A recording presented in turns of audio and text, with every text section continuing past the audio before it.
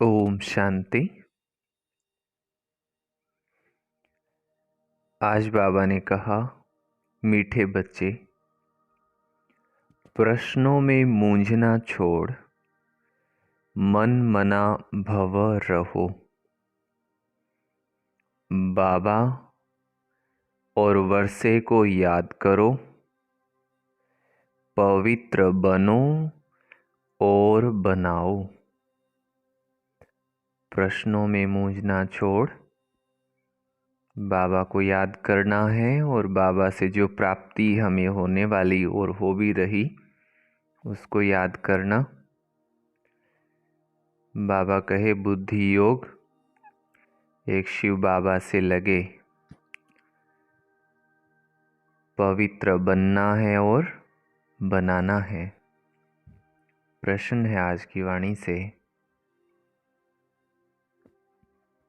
शिव बाबा तुम बच्चों से अपनी पूजा नहीं करवा सकते, क्यों? बाबा तो बहुत बड़े दिल वाला है। तो आज की वाणी में हम तो ये शब्द नहीं कहेंगे, परंतु बाबा ने कहा, बाबा कहते मैं तुम बच्चों का मोस्ट ओबीडिएंट सर्वेंट हूँ। तुम बच्चे मेरे मालिक हो। बाबा को अपने बच्चों पर कितना नशा। मैं तो तुम बच्चों को नमस्ते करता हूँ। बाबा है निरहंकारी। बच्चों को भी बाप समान बनना है। बाबा निरहंकारी है तो हमें भी बाबा जैसा निरहंकारी ही बनना है। मैं तुम बच्चों से अपनी पूजा कैसे कराऊंगा?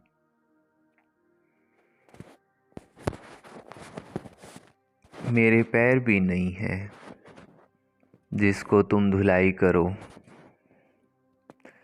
तुम बच्चे तो खुदाई तुम बच्चों को तो तुम्हें तो खुदाई खिदमतगार बन विश्व की सेवा करनी है।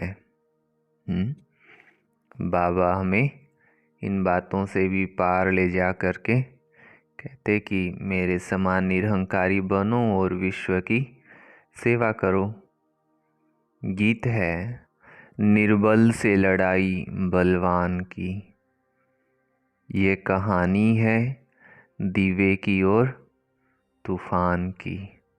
ये गीत भी आज जरूर सुनना मुरली के बाद। ओम शांति।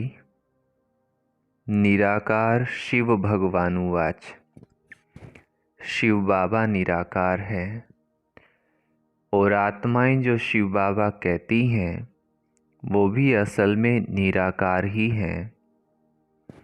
निराकारी दुनिया में रहने वाले हैं, यहाँ पार्ट बजाने के लिए साकार बने हैं।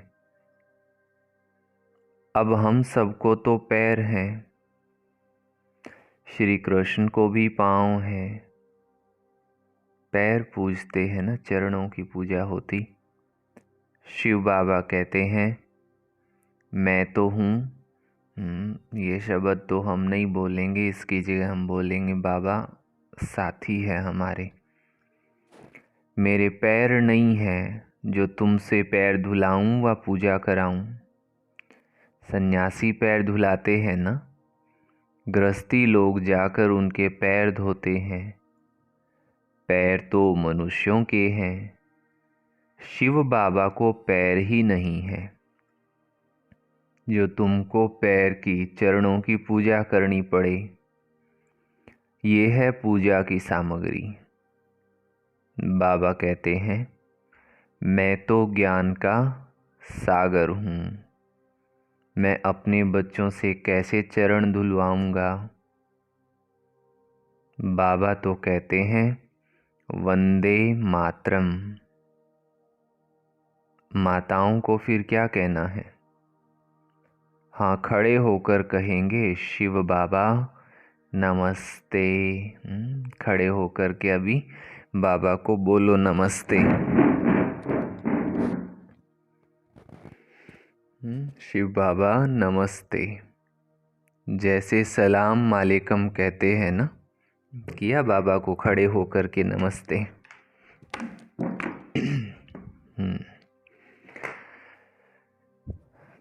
तो बाबा कहते हैं जैसे सलाम वालेकुम कहते हैं ना, सो भी बाबा को पहले नमस्ते करना पड़ता है।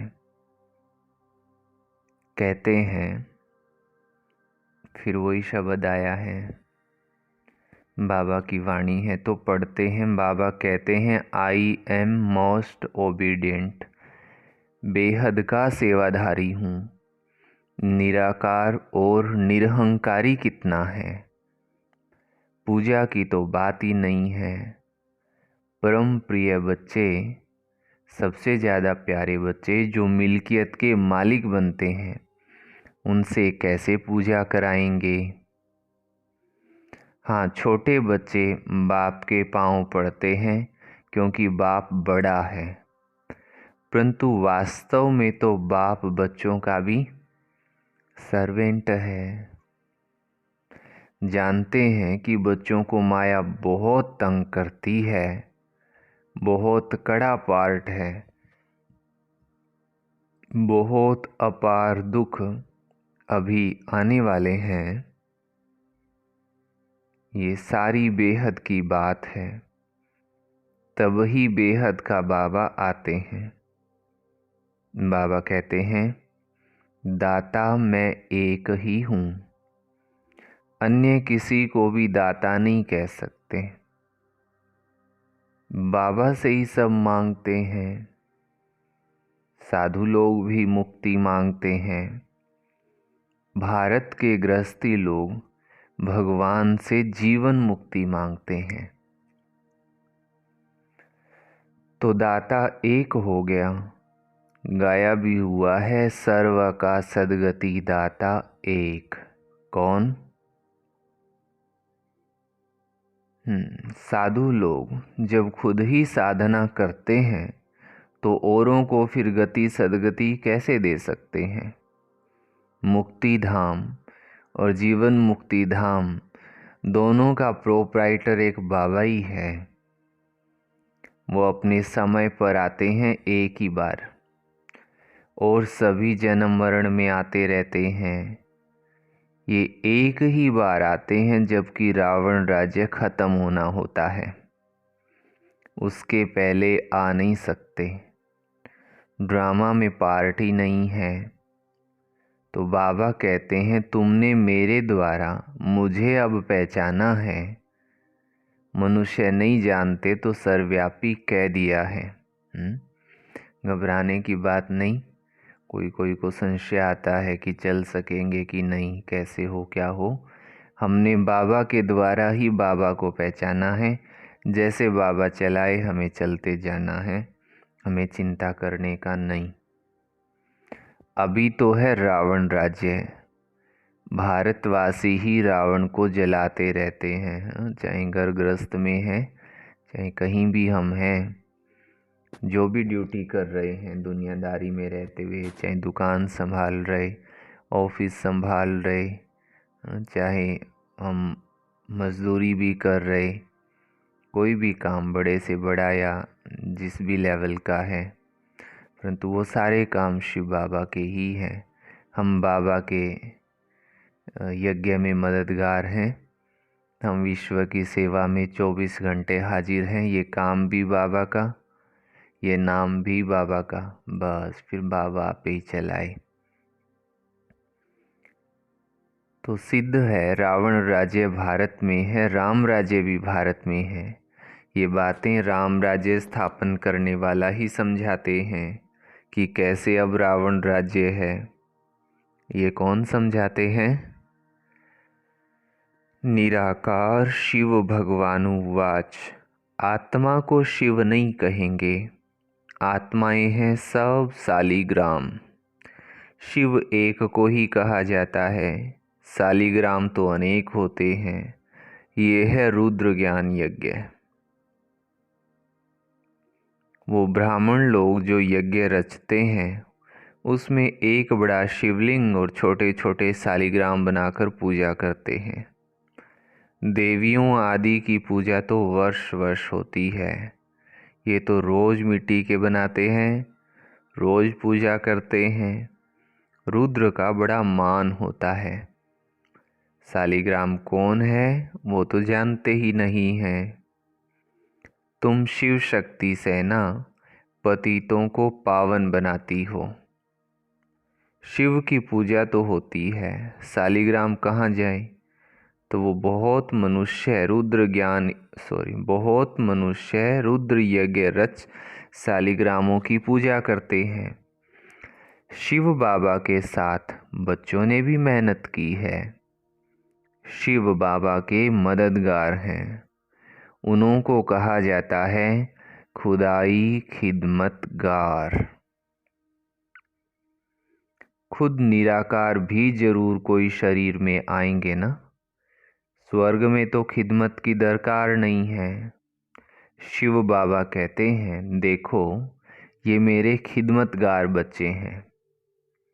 नंबरवार तो है ना, सबकी पूजा तो कर ना सके। ये यज्ञ भी भारत में ही होते हैं। ये राज बाबा ही समझाते हैं। वो ब्राह्मण लोग व सेठ लोग थोड़े ही जानते हैं। वास्तव में ये है रुद्र ज्ञान यज्ञ। बच्चे पवित्र बन भारत को स्वर्ग बनाते हैं। ये बड़ी हॉस्पिटल है जहाँ योग द्वारा हम एवर हेल्दी बनते हैं। बाबा कहते हैं, मुझे याद करो। देह अहंकार पहला नंबर विकार है जो योग तोड़ता है। देह अभिमान में आते हो, बाबा को भूलते हो, तब ही फिर और विकार आ जाते हैं। ये योग निरंतर लगाना बड़ी मेहनत है। मनुष्य श्री कृष्ण को भगवान समझ उनकी पूजा करते हैं, परंतु वो पतित पावन तो नहीं है ना जो उनके चरण पूजे जाएं। शिव बाबा तो है ही बिगड़ चरणों के। वो तो आकर माताओं के सेवाधारी बनते हैं और कहते हैं, बाबा और स्वर्ग को याद करो तो फिर तुम 21 जन्म राज करेंगे। 21 पीढ़ी गाई हुई है ना। और धर्मों में नहीं गाई जाती है। किसी भी धर्म वाले को 21 जन्म स्वर्ग की बादशाही नहीं मिलती है। ये भी ड्रामा बना हुआ है। देवता धर्म वाले जो और धर्मों में मिक्स हो गए हैं वो फिर से निकल आएंगे। स्वर्ग के सुख तो अपरंपार हैं। नई दुनिया नए मकान में अच्छा सुख होता है। थोड़ा पुराना होने से कुछ ना कुछ दाग हो जाते हैं, फिर मरम्मत किया जाता है। तो जैसे बाबा की महिमा अपरंपार है, वैसे स्वर्ग की महिमा भी अपरंपार है। जिसका मालिक बनने का तुम पुरुषार्थ कर रहे हो, और कोई स्वर्ग का मालिक बना न सके। तुम बच्चे जानते हो, विनाश की सीन बड़ी दर्दनाक है। उनके पहले बाबा से वर्षा ले लेना चाहिए।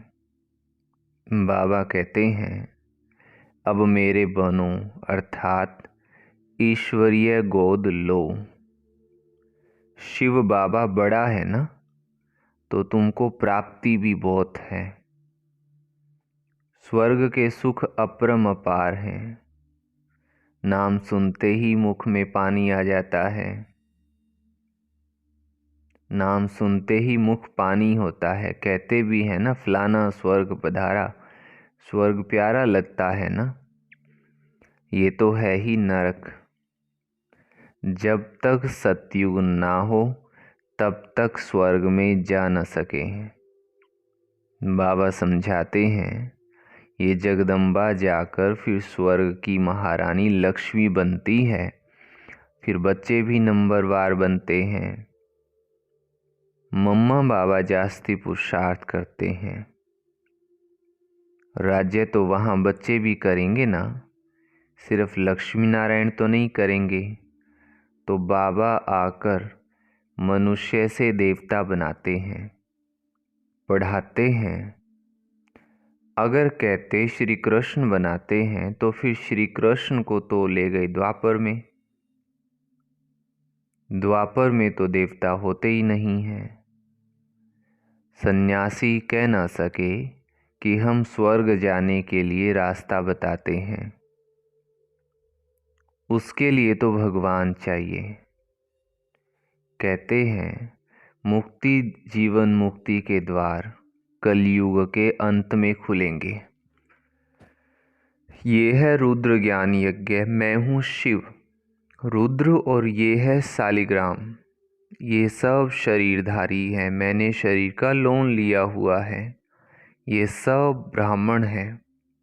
ब्राह्मण बगैर ये ज्ञान कोई में होता नहीं है, शूद्रों में भी नहीं। सतयुग में देवी देवताएं तो पारस बुद्धि थे, तो बाबा ही अब बनाते हैं, जो बाबा ही अब बनाते हैं। सन्यासी किसको भी पारस बुद्धि बना न सके। भल खुद पवित्र हैं फिर भी बीमार हो पड़ते हैं। स्वर्ग में कभी बीमार नहीं पड़ेंगे, वहाँ तो अपार सुख है। इसलिए बाबा कहते हैं पूरा पुरुषार्थ करो। रेस होती है ना, ये है रुद्रमाला में पिरोने की रेस। अहम आत्मा को दौड़ी लगानी है योग की। जितना योग लगाएंगे तो समझेंगे तीखा दौड़ रहा है, उनके विकर्म विनाश होते जाएंगे। तुम उठते बैठते चलते फिरते यात्रा पर हो। बुद्धि योग की ये बहुत अच्छी यात्रा है। तुम कहते हो ऐसे स्वर्ग के अपरम अपार सुख पाने के लिए पवित्र क्यों नहीं रहेंगे। हमको माया हिला नहीं सकती, प्रतिज्ञा करनी होती है। अंतिम जन्म है, मरना तो है ही, तो क्यों नहीं बाबा से वर्षा ले लेवे। कितने बाबा के बच्चे हैं, प्रजापिता है तो जरूर नई रचना रचते हैं। नई रचना होती है ब्राह्मणों की। ब्राह्मण है रूहानी सोशल वर्कर, है ना। देवता तो प्रारब्ध भोगते हैं, तुम भारत की सेवा करते हो, इसलिए तुम ही स्वर्ग के मालिक बनते हो। भारत की सेवा करने से सबकी सेवा हो जाती है। तो ये है रुद्र ज्ञान यज्ञ। रुद्र शिव को कहा जाता है, ना कि श्री कृष्ण को। श्री कृष्ण तो सतयुग का प्रिंस है, वहाँ ये यज्ञ आदि नहीं होते हैं। वहाँ एकदम सुखों का भरमार है, भंडार है, तो वहाँ ज़रूरत ही नहीं है। तो बाबा कहे वहाँ ज़रूरत नहीं रहती है। अभी है रावण राज्य, ये खलास होना है, फिर कभी रावण बनाएंगे ही नहीं। अभी तो जलाते रहते हैं ना, तो बाबा के फिर बनाएंगे ही नहीं, जलाने की बात नहीं है। बाबा ही आकर इन जंजीरों से छुड़ाते हैं। इस ब्रह्मा को भी जंजीरों से छुड़ाया ना। शास्त्र पढ़ते पढ़ते क्या हालत हुई है, तो बाबा कहते हैं अब मुझे याद करो। बाबा को याद करने की हिम्मत नहीं है, पवित्र नहीं है, पवित्र रहते नहीं हैं, फालतू प्रश्न पूछते रहते हैं। तो बाबा कहते हैं मन मना भव। मन ही मन बाबा को याद करो, सारे प्रश्नों का जवाब बाबा आप ही दे देंगे। अगर किसी बात में मूंझते हो तो उसको छोड़ दो, मन मना भव। ऐसे नहीं कि प्रश्न का जवाब नहीं मिला तो पढ़ना ही छोड़ दो। कहते हैं भगवान है तो जवाब क्यों नहीं देते हैं। बाबा कहते हैं तुम्हारा काम है बाबा और वर्षे से चक्र को भी याद करना पड़े। वो भी त्रिमूर्ति और चक्र दिखाते हैं, लिखते हैं सत्यमेव जयते, परंतु अर्थ नहीं समझते हैं।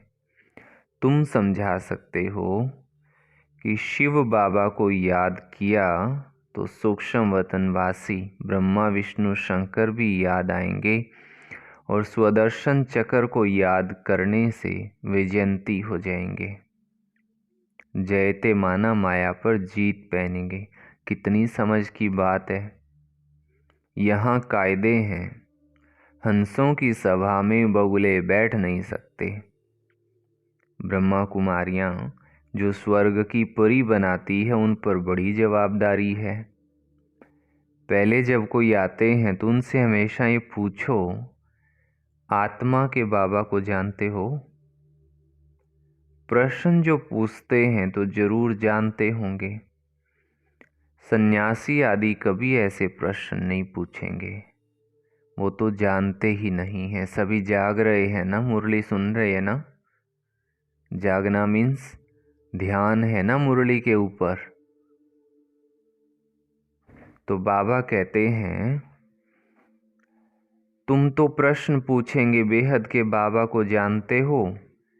पहले तो सगाई करो। ब्राह्मणों का धंधा ये है। बाबा कहते हैं हे आत्माएं, मेरे साथ योग लगाओ क्योंकि तुमको मेरे पास आना है। सतयुगी देवी देवताएं बहुत काल से अलग रहे हैं तो पहले पहले ज्ञान भी उनको ही मिलेगा। लक्ष्मी नारायण ने 84 जन्म पूरे किए तो उनको भी पहले ज्ञान मिलना चाहिए ना।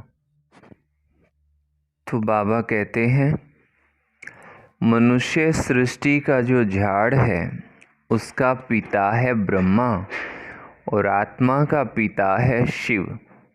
तो बाप और दादा है ना, तुम हो उनके पोत्रे,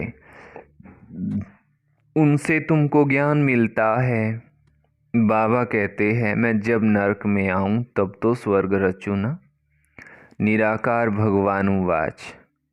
लक्ष्मी नारायण त्रिकालदर्शी नहीं है, उनको ये रचता रचना का ज्ञान भी नहीं है, तो कैसे परंपरा चले। कई समझते हैं ये तो सिर्फ कहते रहते हैं कि मौत आया कि आया, होता तो कुछ नहीं है। इस पर भी एक मिसाल है ना, उसने कहा शेर आया, परंतु शेर जो है ना वो आया ही नहीं। आखिर एक दिन शेर आ भी गया, बकरियां सब खा गया। ये बातें सब यहाँ की है। एक दिन काल खा जाएगा, फिर क्या करेंगे।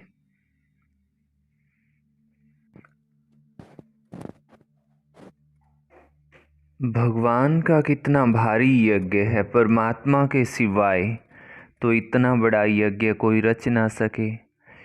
ब्रह्मावंशी ब्राह्मण, एक बार फिर से पढ़ते हैं। एक दिन काल खा जाएगा, फिर क्या करेंगे। भगवान का कितना भारी यज्ञ है, परमात्मा के सिवाय तो इतना बड़ा यज्ञ कोई रच नहीं सकता। काल तो एक दिन आ ही जाना है, विनाश हो ना हो उससे क्या मतलब, परंतु मौत तो आ गई ना। फिर ब्राह्मण कहलाकर पवित्र ना बना तो ये मरा। शिव बाबा से प्रतिज्ञा करनी होती है, मीठा बाबा, स्वर्ग का मालिक बनाने वाला बाबा, मैं तो आपका ही हूँ, अंत तक आपका होकर रहूँगा। जैसे बाबा आप चलाएं। ऊपर भी बाबा ने कहा ना, शिव बाबा आया है तुम्हें पावन बनाने के लिए और मालिक बनाने के लिए, और बाबा ने पहचान दी हमें। ऐसे बाबा को अथवा साजन को फारकती दी तो महाराजा महारानी बन नहीं सकेंगे। अच्छा, मीठे मीठे सिके लधे बच्चों प्रति माता पिता बाप दादा का याद प्यार और गुड मॉर्निंग। रूहानी बाप की रूहानी बच्चों को नमस्ते। हम रूहानी बच्चों की रूहानी माता पिता बाप दादा को याद प्यार, गुड मॉर्निंग और नमस्ते। धारणा के लिए मुख्य सार का पहला पॉइंट है, सच्चा खुदाई खिदमतगार बन। भारत को स्वर्ग बनाने में बाबा को पवित्रता की मदद करनी है। रूहानी सोशल वर्कर बनना है। दूसरी बात है, किसी भी प्रकार के प्रश्नों में मूंझकर पढ़ाई नहीं छोड़नी है। प्रश्नों को छोड़ बाबा और वर्षे को याद करना है। वरदान दिया बाबा ने, हदों से पार रहे, सबको अपनेपन की महसूसता कराने वाले अनुभवी मूरत भव। जैसे हर एक के मन से निकलता है मेरा बाबा, ऐसे सभी के मन से निकले कि ये मेरा है, बेहद का भाई है, बहन है, दीदी है, दादी है, कहाँ भी रहते हो लेकिन बेहद सेवा के निमित्त हो। हदों से पार रहकर बेहद की भावना, बेहद की श्रेष्ठ कामना रखना, यही है फॉलो फादर करना। अब इसका प्रैक्टिकल अनुभव करो और कराओ।